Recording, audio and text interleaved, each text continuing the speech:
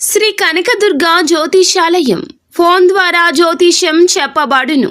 కుటుంబ సమస్యలు, వ్యాపార సమస్యలు, భార్యాభర్తల సమస్యలు, ఆరోగ్య సమస్యలు, సంతాన సమస్యలు, కోర్టు సమస్యలు, ఇలా మీరు ఎన్నో సమస్యలతో బాధపడుతున్నారా? ఒక్కసారి మా గురువు గారిని సంప్రదించండి. గురూజీ శివశక్తిరాజు. Phone number 9764639967.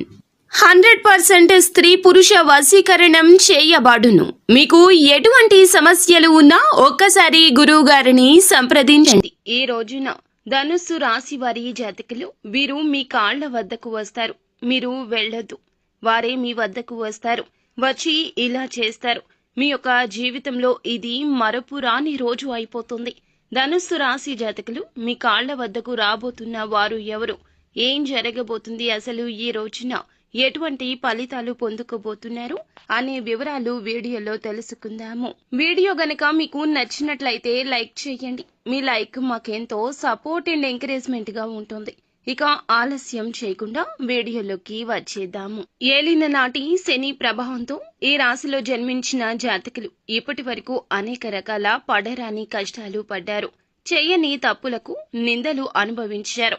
కానీ అందరినీ ఒకే విధంగా ప్రేమిస్తూ, అందరి విషయంలో కూడా ఒకే విధంగా ఆలోచిస్తూ, ఎవరైనా అపార్థాలతో మిమ్మల్ని వీడి వెళ్లిపోతే వారి గురించి ఎక్కువగా చింతించే తత్వము ఈ రాశి జాతకులకు ఉంటుంది. అందులకు గాను ఎన్నో రకాల కష్టాలు, అవమానాలు ఇప్పటి వరకు బహుమతులుగా పొందారు. అయితే ఇప్పుడు భగవంతుడు మీ యొక్క మొరను ఆలకించాడని చెప్పక తప్పదు. శని గ్రహం యొక్క అనుగ్రహం కలగబోతుంది. అన్నీ కూడాను ఇప్పటి నుంచి రివర్స్ జరుగుతాయి అన్నమాట. మీకు ఏదైతే అదృష్టం ఉంటుందో ఆ అదృష్టం అనేది ఇప్పుడు మిమ్మల్ని వెతుక్కుంటూ వస్తుందని చెప్పుకోవాలి. ఏప్రిల్ మాసం 22వ తేదీ మంగళవారం తిథి నాడు ధనుస్సు రాశిలో జన్మించిన జాతకుల విషయంలోకి వస్తే గనక, మీ వీధిలోని ఒక స్త్రీ ఈ రోజున మీ కాళ్ల వద్దకు చేరుకుంటుంది. తస్మాత్ జాగ్రత్త. తిరిగి మీ వద్దకు వస్తుంది. ఆ యొక్క స్త్రీ ఫోన్ చేస్తుంది, లేదా మిమ్మల్ని నేరుగా వచ్చి కలవవచ్చును. కానీ దురుద్దేశంతో కాదండి, ఉద్దేశ్యపూర్వకంగా మంచి మేలు కలగచేయడం కోసం మీ వద్దకు రాబోతోంది. ఆ యొక్క స్త్రీ రాకతో ప్రత్యక్షంగా కాకపోయినా పరోక్షంగా మీకు మేలు అనేది జరగబోతుంది. ఎందుకంటే ఆ యొక్క స్త్రీనే కొన్ని రకాల అపార్థాలు సృష్టించింది మీ జీవితంలో. మీకు అయిన వారికి కానీ, లేదా మీకు మీ యొక్క ప్రేయసికి కానీ, లేదా బంధువులకు గాని మధ్యలో ఉన్నవి లేనివి చేరవేసింది. తన తప్పు తెలుసుకుంటుంది, తిరిగి మీ వద్దకు వస్తుంది. చేసిన తప్పుకు పశ్చాత్తాపపడుతుంది. మీరు వారు చేశారు అనే విషయం తెలుసుకున్నా కూడాను ఏమాత్రము కూడాను వారి మీద కోపం చూపించడం, ఘర్షణకు దిగడం లాంటివి చేయలేదు. ఓర్పు, శాంత చిత్తంతో ఉన్నారు. ఇప్పటికీ ఆ స్త్రీకి ఖచ్చితంగా అర్థమైపోయి ఉంటుంది. మీకు మీ యొక్క బంధువులు లేదా కుటుంబ సభ్యులు, లేదా మీకు మీ ప్రియమైన వారికి మధ్య ఘర్షణలకు ఆ యొక్క స్త్రీనే కారణభూతము. తెలిసి చేసిన, తెలియక చేసిన పెద్ద ఆఘాతాన్నే నింపేసింది. ఈ యొక్క బంధాల విషయంలో వీరు చాలా వరకు బలహీనంగా మారిపోతారండి. ధనుస్సు రాశి వారి జాతకులు, ఇది జరిగినప్పటి నుంచి లోపల మీ మనసు చింతిస్తూనే ఉంది.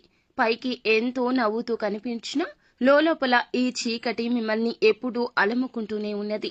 అయితే భగవంతుని ఇచ్చ ఈ రోజున అకస్మాత్తుగా ఇలా నెరవేరబోతోంది. మీ యొక్క వీధిలోని స్త్రీని వీటి అన్నింటికీ చెక్ పెట్టబోతోంది. భగవంతుడే తగిన గుణపాఠం వారికి నేర్పించారని చెప్పక తప్పదు.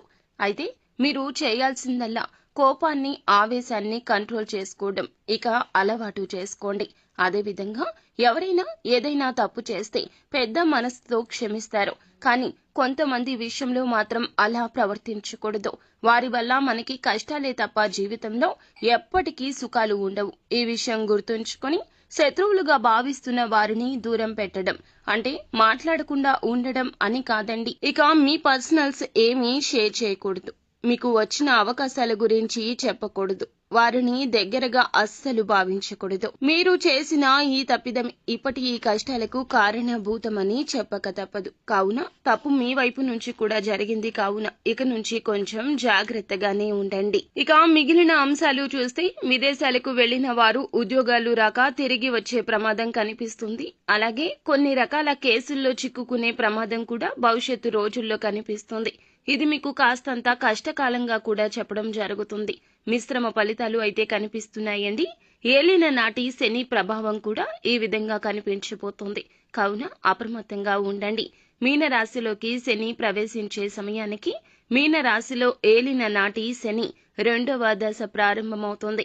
ఈ దశ ఈ జాతకులకు కాస్త ఇబ్బందికరంగా సమస్యాత్మకంగా కనిపిస్తుంది. కావున మోసపోతారు. మోసపోయే విషయంలో జాగ్రత్త. కొన్ని రోజుల పాటు నూతన పెట్టుబడులు పెట్టడం కూడా మీకు అస్సలు మంచిది కాదని చెప్పడం జరుగుతుంది. తీసుకునే నిర్ణయాలు కూడాను సొంతంగా స్వలాభం కోసం తీసుకోవద్దు. ఇత్యాది జాగ్రత్తలు తప్పనిసరిగా తీసుకోండి. నిత్యం శివారాధన చేయండి. మీకు ఎంతో మేలు కలుగుతుంది. అలాగే విష్ణు సహస్రనామ పారాయణం కూడా పఠించండి. అంతా మంచి జరుగుతుంది. శుభం భూయాత్.